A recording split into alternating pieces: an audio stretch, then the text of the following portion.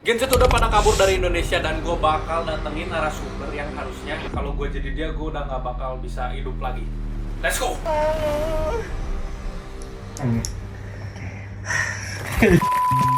Bang, itu openingnya. Menurut studi 80%, 90% Gen Z tuh banyak dipecatin sekarang. Kita langsung tanya aja tanggapan dari seseorang yang hidupnya udah lebih lama. Gimana sih terhadap Gen Z tuh gimana? Gini ya, aku kan milenial ya. Ya kan lebih Iya ya, aku milenial ya. Kalau menurut aku, kenapa banyak dipecat mungkin karena budaya kerjanya anak-anak Gen Z itu gak seperti anak-anak milenial dan yang baby boomer. Karena mungkin baby boomer ini sistem kerjanya seperti apa kita tahu, mereka itu sangat all out. Sedangkan milenial mungkin bisa terpengaruhi dikit, tapi dia di tengah-tengah sama Gen Z. Nah, ketika si milenial ini membangun bisnis, muncul ide-idenya si Gen Z, cara kerjanya si Gen Z ini gak bisa diterima sama si milenial. Apalagi kalau milenial bisa lah, mungkin dimaki sama atasan mereka, mungkin kayak gimana itu, masih bisa ikutin walaupun ngomelnya di belakang. Tapi kalau Gen Z ngomelnya langsung di depan. Tapi lu mempekerjakan Gen Z nggak? Benar, makanya difilter ulang. Pernah aku di satu sisi itu harus semuanya itu non Gen Z, karena kekecewaan terbesar terhadap Gen Z itu yang memang tidak bisa diatur sebenarnya.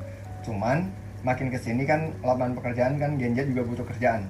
Yang penting menurut aku sih skill lo ada, terus lo bisa ikuti rules company yang ada sekarang.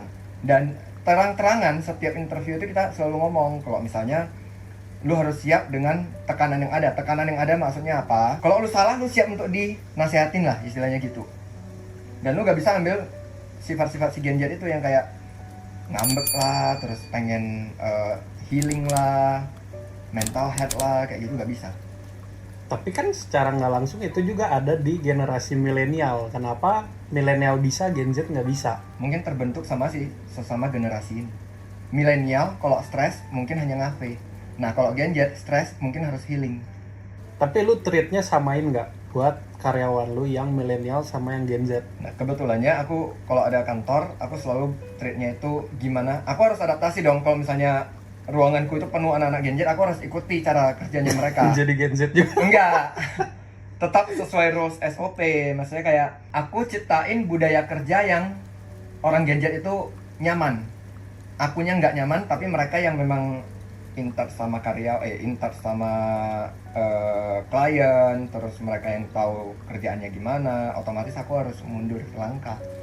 Tapi aku harus ngerti mereka, ngerti nggak sih? Lu kan rame nih di sosmed, di platform online tuh lu terkenal diwawancara di mana-mana tentang penyakit lu lah.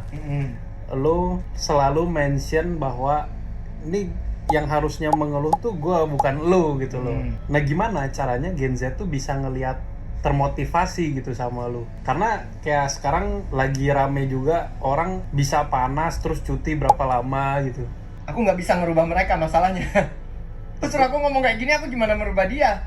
Masalah gini, aku tunjukin itu biar lu tahu yang ngeluh itu ya harusnya aku berhak untuk ngeluh. Kalian itu masih oke-oke, tapi kalian jangan pernah ngeluh hal yang sebenarnya kalian nggak pantas untuk ngeluh. Ngerti nggak sih? Harusnya mereka tuh nggak ngeluh kalau lu belum ngeluh. Harusnya mungkin seperti itu. Cuman kan balik lagi, masalah orang kan beda-beda ya. Masalah orang beda-beda. Mungkin apa yang kalian jalani aku gak jalani, sebaliknya juga gitu.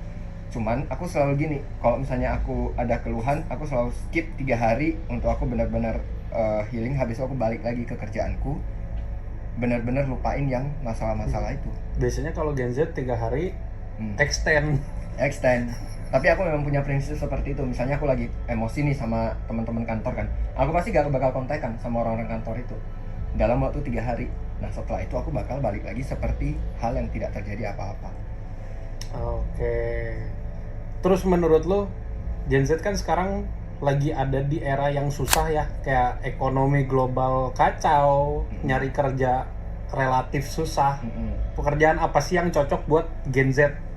Jadi si milenial ini dia sebenarnya nggak bisa lagi mengikuti eranya zamannya Gen Z. Gen Z itu bisa adaptasi dengan ya contohnya aja kayak TikTok, terus kayak CapCut. Itu kan hal-hal simple yang mereka ngerti, kita nggak ngerti.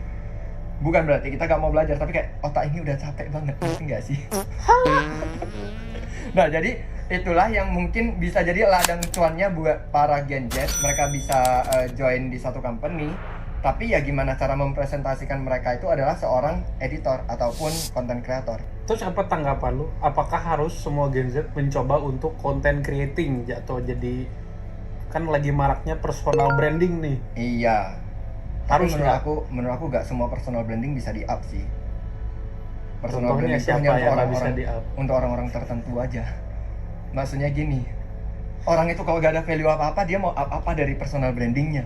Oke, jadi intinya semua balik lagi value-nya. Value-nya. Jadi apa yang lu bisa jual dari diri lu sendiri, ya lu up sebagai personal branding, tapi yang masih positif. Oke, satu pertanyaan terakhir. Jadi orang yang jual diri masih punya value? Ya harganya itulah. Tapi kan itu kan negatif jatuhnya. Kau entah ngomong apa tahu?